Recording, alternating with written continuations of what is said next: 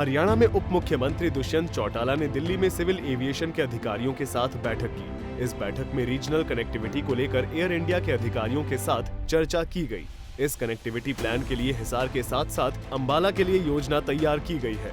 साथ ही आने वाले दिनों में करनाल को भी इससे जोड़ा जाएगा। अप्रूवल्स के लिए जो बिडिंग जानी है वो फरवरी के मिड में जानी है।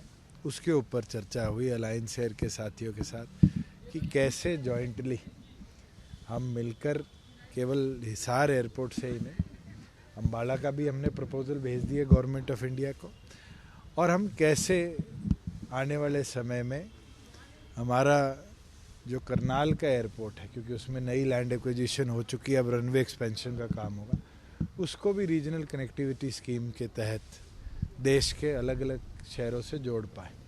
तो इसके लिए हमने 1 हफ्ते का समय दिया है, जिसमें रूट वायबिलिटी और कौन सा जहाज 18 सीटर जा सकता है, 48 सीटर जा सकता है, 72 सीटर जा सकता है, उनकी फिजिबिलिटी वायबिलिटी स्टडी भी हमें गवर्नमेंट ऑफ इंडिया और अलायंस एयर कर दे दे।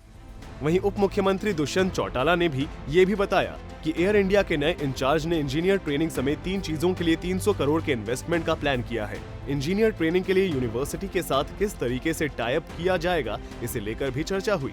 हरियाणा सरकार की तरफ से JJU और हिसार क्लस्टर का प्रस्ताव दिया गया है। उनके साथ हुई है, उनका एक प्रपोजल 3,500 करोड़ की इन्वेस्टमेंट का स्टेट के पास आया था, जिसमें 3 कार्य वो करना चाह रहे हैं। एक, इंजीनियर ट्रेनिंग के लिए हमारी यूनिवर्सिटी के साथ टाई अप कर कैसे आगे बढ़ाया जाए, तो उसके लिए हमने JJU और हमारा जो हिसार क्लस्टर है उनको ऑप्शन दिया है कि वो लॉन्ग टर्म के अंदर हमारे PPP मॉडल में यूनिवर्सिटी के साथ टाई अप कर सकते हैं, और अगर वो चाहें तो लॉन्ग टर्म के अंदर वो टाई अप कर सकते हैं एविएशन हब में अपना खुद का कैंपस जनरेट कर। तेजी से विकास की तरफ से बढ़ रहे साइबर सिटी ने एक और ऊंचाई को छू लिया है। एयर इंडिया का बेस गुरुग्राम में शिफ्ट हुआ है। साथ ही इसके विस्तार के लिए भी प्रदेश सरकार की तरफ से 2 जगहों का प्रपोजल दिया गया है, जहां पायलट और कैबिन क्रू की ट्रेनिंग के लिए सेंटर बनाया जाएगा।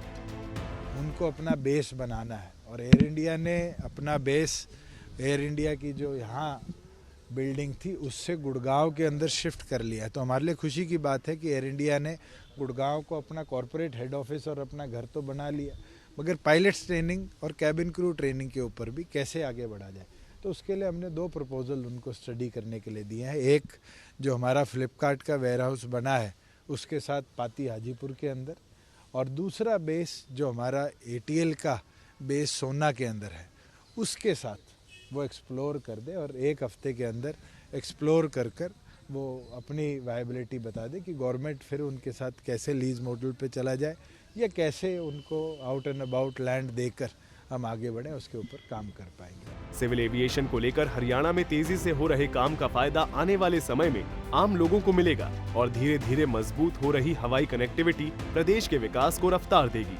सूर्या समाचार के लिए दिल्ली से विनय सिंह की रिपोर्ट।